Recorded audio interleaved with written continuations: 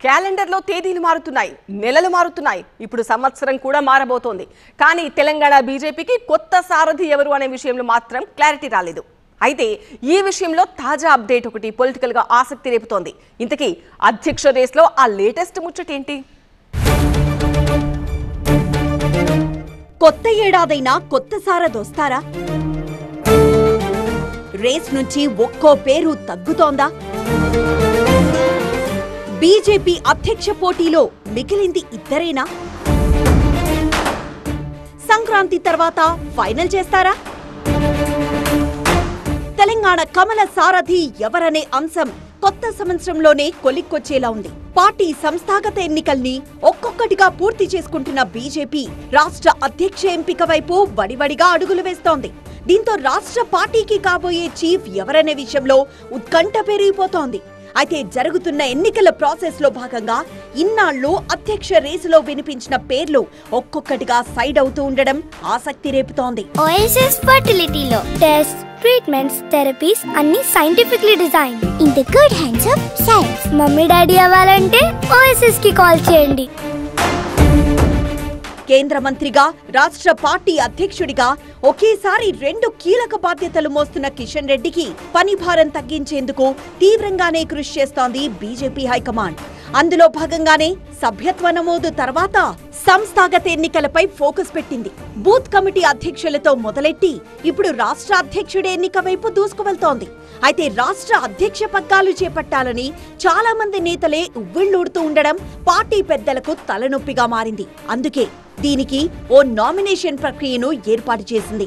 ఈ రేస్లో చాలా మంది నాయకుల పేర్లే వినిపించినా ఒక్కసారిగా ఆ సంఖ్య తగ్గిపోతోంది.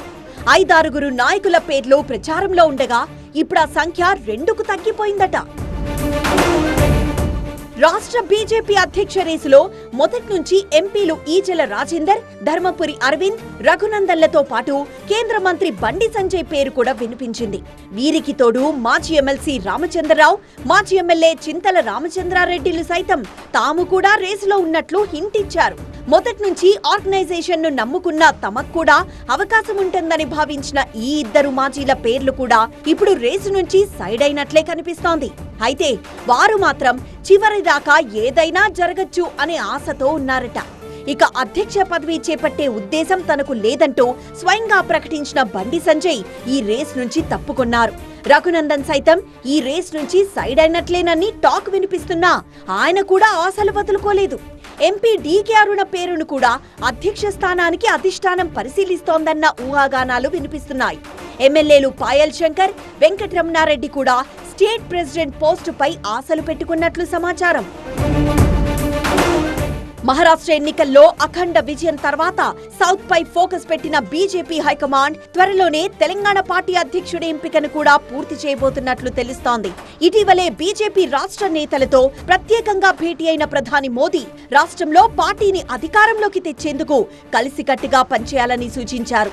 హైకమాండ్ అనుకున్నది జరగాలంటే త్వరగా రాష్ట్ర పార్టీ చీఫ్ ను ఎన్నుకోవాల్సి ఉంటుంది. అందుకే జనవరి చివరికల్లా రాష్ట్ర అధ్యక్ష ఎంపిక పూర్తి చేయాలని పట్టుదలతో ఉన్నారట పార్టీ నేతలు. అయితే పార్టీ అధ్యక్ష రేసులో ఒకప్పుడు చాంతాడంతున్న లిస్టు ఇప్పుడు చాలా చిన్నదైపోయింది. ఫైనల్ గా ఎంపీలు ఈటెల రాజేందర్, ధర్మపురి అరవింద్ మధ్యే ప్రధానంగా పోటీ ఉన్నట్లు కనబడుతోంది.